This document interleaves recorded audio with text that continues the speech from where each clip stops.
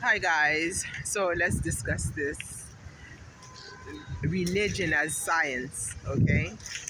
So we need to understand that our senses and our knowledge of our senses are limited. Number one, we do not know how many senses we really have.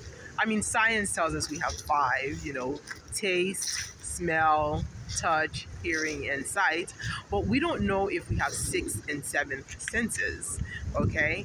And anyway, even though no matter how many senses we do have, as humans within our bodies, we are limited. You notice that, some animals have better acuity at certain senses than we do. So that means that sometimes we may ask ourselves, we don't even know what's around us.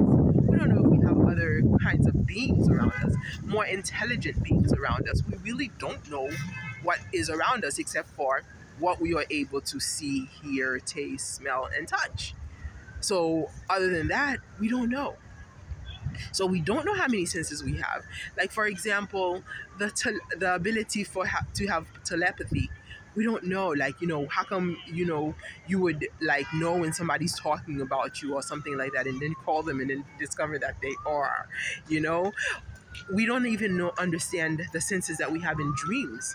The ability for our spirit to travel in dreams, we don't understand. Okay?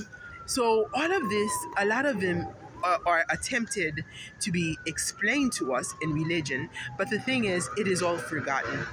Whatever it is that we learned in the past about dreams and religion, if they are not passed on from generation to generation, either by folklore or traditions or written, they are forgotten.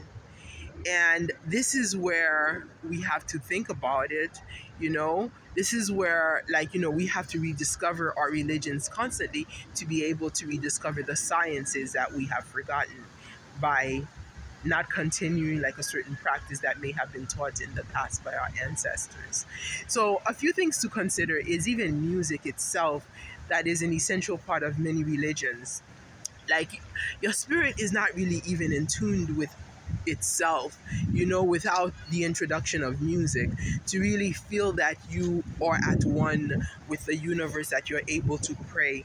Most like Christian churches, in order, when they're getting ready to pray, they sing. They have, and then not only singing, when you have the different types of music, the drums and the arcadians, all of the different types of instruments that are used to create sound. And we understand that sound is a wave. A wave is a type of energy that travels, because we know that light is a wave. And if you consider us, even, we're able to see because of the waves of light, because of their ability to bend, to refract, and create color and create images, right? The physics of optics, if you understand. I mean, our own senses are created by waves. The sense of sound is created by waves. And even if you think of our nervous system, they are created by, of course, chemical reactions, but it is through a wave that these chemicals travel for us to be able to feel sensations, such as touch, to hear, to see, to taste. So, to smell. Of course, taste and smell are sort of like synonymous, right? So, are the wave within the music to connect us to this science of religion. We've turned religion into a philosophy and no longer study it as a science. And this is where we come short of many of knowledges which may have been past knowledge. The reality is, we think that we are advancing in knowledge, but the truth is, we don't know how advanced our past was. That was not written. Okay? I remember I had a plant book, and that plant book had a lot of knowledge in it. And I lost that plant book from moving, and they've replicated many books of its kind, but none had the kind of knowledge that it had. So if this writer decided never again to publish never again to share that knowledge is gone.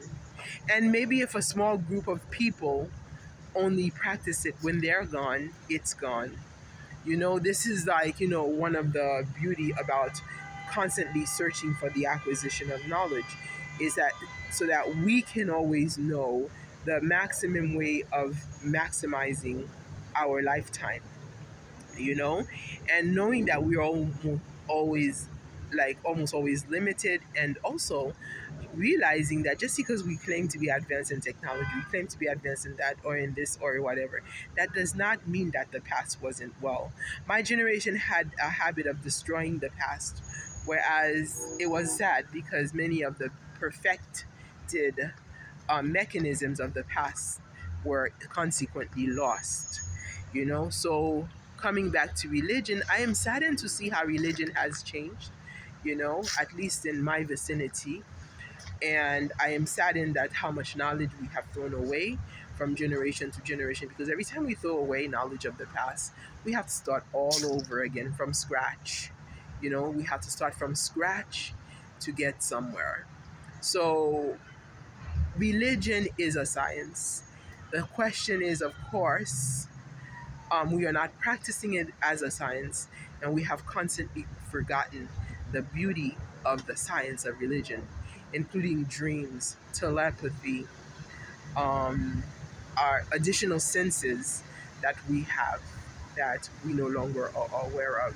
So I challenge you guys to want to study religion as a science to do so that we can rediscover the beauty of the past that we have lost by taking religion more as a matter of like marketing, like a business these days, and forgotten the science of family, of human connections, of spirits, and the rhythms, and the science itself, the physics, and the chemistry, and the dreams, and just so much.